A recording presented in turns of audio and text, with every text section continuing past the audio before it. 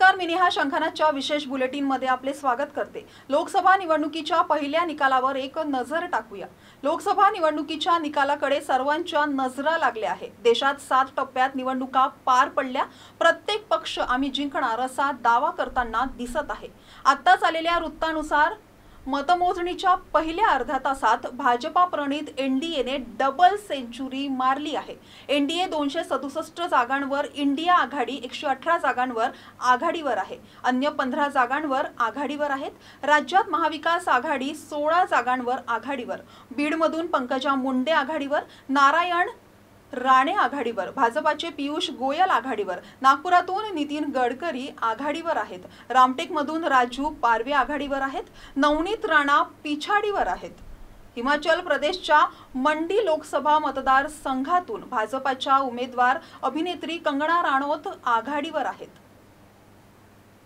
पालघरमध्ये ठाकरे गटाच्या भारती कांबडी आघाडीवर आहेत, तर नाशिकमध्ये मतमोजणी केंद्रांवर काहीसा गोंधळ निर्माण झालेला आहे। उमेदवारांच्या प्रतिनिधीने ईव्हीएम मशीनची माहिती आणि मतमोजणीसाठी काही कागदपत्र आत सोबत नेण्याचा प्रयत्न केल्याने गोंधळ झालेला आहे। उमेदवारांच्या प्रतिनिधींची जिल्हाधिकाऱ्यांकडे तक्रार केलेली आहे। ज्या दिवसाची देशातील प्रत्येक नागरिकाला आतुरतेने वाट होती, तो दिवस म्हणजेच देशाचा इतिहास घडवणारा, देशाच्या विकासाची वाटचाल ठरवणारा दिवस जो आहे तो आज उजाडलेला आहे। संपूर्ण देशात जो आहे तो लोकसभेच्या निवडणुकीच्या मतमोजणीला सुरुवात झालेली आहे। आता आपण महाराष्ट्राच्या नागपूर मतदारसंघात आहोत आणि आपण बघू शकतो की इथे देखील मतमोजणीला सुरुवात झालेली आहे।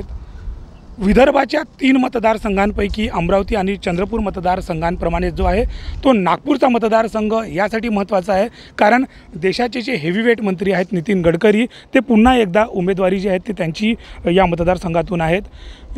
जेव्हा नागपूरची ही निवडणूक जाहीर झाली तेव्हा गडकरींच्या विरोधात जे आहेत ते महाविकास आघाडीला कॅन्डिडेट देखील सापडत नव्हता। मात्र जे विकास ठाकरे आहेत ते त्यांच्या विरोधात काँग्रेसचे उमेदवार म्हणून उभे राहिले आणि निवडणूक झाल्यानंतरचं जे चित्र आहे ते पूर्णतः एकदम बदलून गेलेलं आहे, कारण वंचित बहुजन आघाडी जी आहे आणि आम आदमी पक्षाने जे आहेत ते यंदा आपला कॅन्डिडेट जो आहे तो निवडणुकीच्या रणांगणात उतारलेला नाही आहे।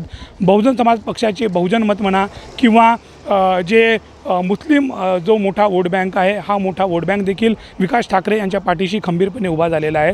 त्यामुळे एक मोठं पाठबळ जे आहे ते विकास ठाकरे यांना मिळालेलं आहे।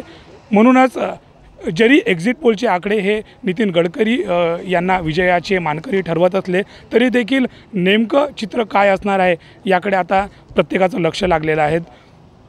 कारण नितीन गडकरी यांनी निवडणूक होण्याच्या आधीच मी 5 लाख मतांनी निवडून येणार आहेत अशा प्रकारची एक आव्हान केलं होतं, एक दावा त्यांनी केलेला होता। मात्र हा निवडणुकीचं चित्र पूर्ण क्लिअर झाल्यावर त्यांचा हा दावा जो आहे तो फोल ठरणार आहे की जे आहेत ते किती लीडने ते निवडून येणार आहेत, किंवा यंदा जे आहे ते नागपूरच्या विकासाची सूत्रे पुन्हा एकदा खासदार नितीन गडकरी यांच्याकडे येणार आहेत, किंवा विकास ठाकरे जे आहेत ते नागपूरच्या विकासाचे मानकरी बनणार आहेत। हे आता याकडे नागपूरकरांचं जे आहे ते आता लक्ष लागलेलं आहे। संपूर्ण देशवासी जे आहेत ते नागपूरच्या निकालाकडे त्यांचं लक्ष लागलेलं आहे। त्यामुळे अवघ्या काही तासातच जे आहे ते हे चित्र जे आहे ते पूर्णपणे स्पष्ट होणार आहे। कॅमेरा पर्सन प्रवीण दुपारे सह सनी भोंगडे, शंखनाथ न्यूज, नागपूर।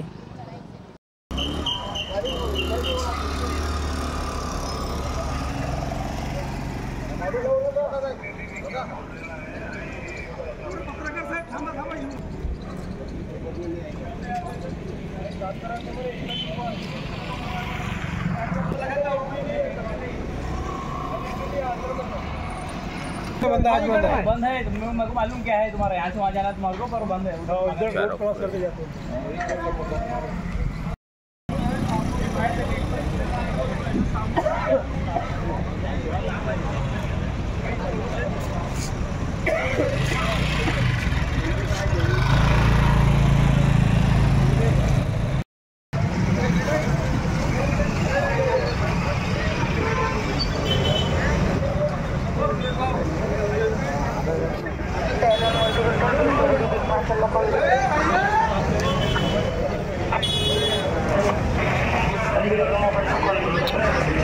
यार बेवकूफ टाइप बीच में खड़ा हो जाता है।